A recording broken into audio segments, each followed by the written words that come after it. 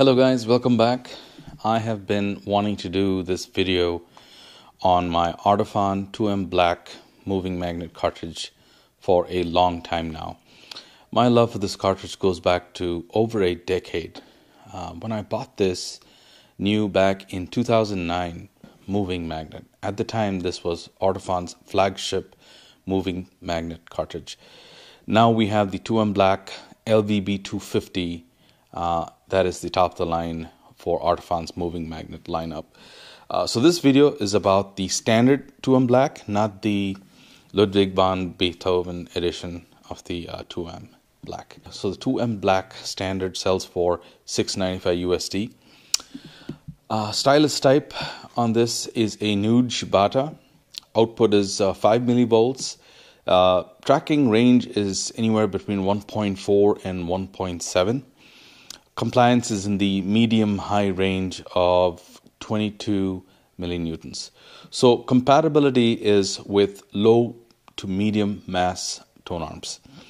Over the years, I've enjoyed this cartridge on different tables and tone arms like the Technics SL 1200, the Pioneer PLX 1000, the VPI Classic with the JMW 10.5i tone arm, an older Riga P5 with the RB700 tone arm, and the current Riga P10 with the RB3000 tone arm.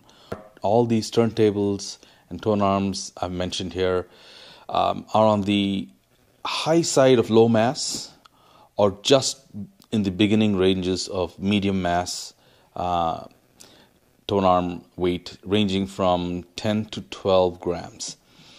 As shown in the figure on the Ortofon website, these tone arm 2M black combinations work quite well. For this video, my opinions on the 2M black sound is mostly based on when used with the Pioneer PLX 1000. And this cartridge has spent significant amount of time on this table for about 4 years now. Note though that the Riga P10 brought out the best in the 2M black, but most people wouldn't install a $700 cart on a $6,300 turntable. Having said all that, I must let you know that a lot of care is required to align this cartridge to ensure you get it to sound good. And that means nearly perfect overhang, vertical tracking angle, and azimuth.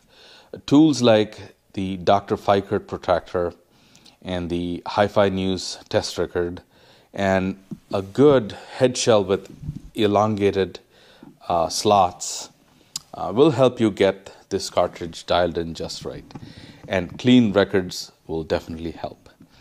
Several phono stages were used, but lately it was the iFi Zen phono and the built-in phono stages of the Denon PMA 1600 and the Arcam SA20 integrated amplifiers. Reviews of those two integrated amplifiers coming shortly.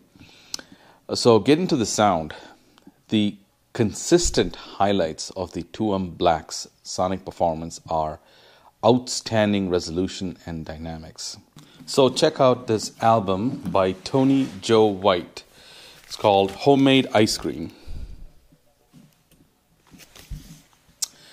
This is a blues, folk, country style album, and it sounds amazing. The bass is quick and very impactful. High frequencies from the strings and cymbals are really well integrated with the mid-range, and Tony Joe's vocals are reproduced with stunning realism and presence.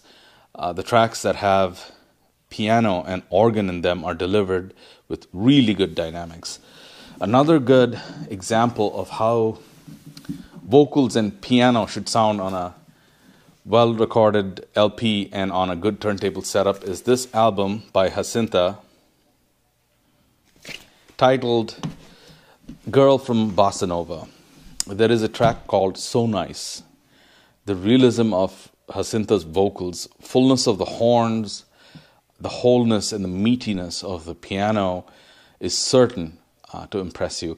And then there is this timing and delivery of drumming and the percussion sounds. snares are snappy and textured, and the cymbal taps are airy and very well detailed, not bright at all, just open sounding and effortlessly detailed reproduction. So what cartridges can I compare this 2M Black at this approximate price range that I've heard in my systems? Right off the bat, I gotta say I like it better than the Hanna SH high output moving coil that I had here for a while. Now the Hanna SH costs about $750 USD, so I consider it, people who cross shop, and that can also be used with a moving magnet phono stage. It doesn't need a dedicated moving coil, and I know that the Hanna is super loved, and this may be an unpopular opinion, but I truly feel this way. The 2M Black was more resolving across the frequency spectrum, bass, mids, and high frequencies. It was simply more dynamic and open sounding than the Hanna SH, which in comparison sounded a bit too warm and polite and restrained, also at the expense of detail and dynamics, only in comparison to the 2M Black. Also, versus the Riga Anya, and the Riga Anya now retails for about $900 USD.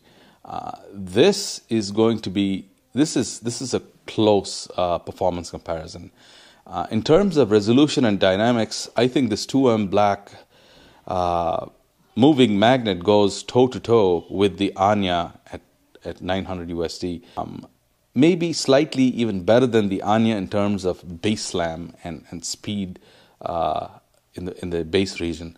But I still feel the Anya renders the soundstage depth with a bit more resolution and space. So in conclusion, if you want to stay under $700 USD, this moving magnet is absolutely recommended, in my humble opinion.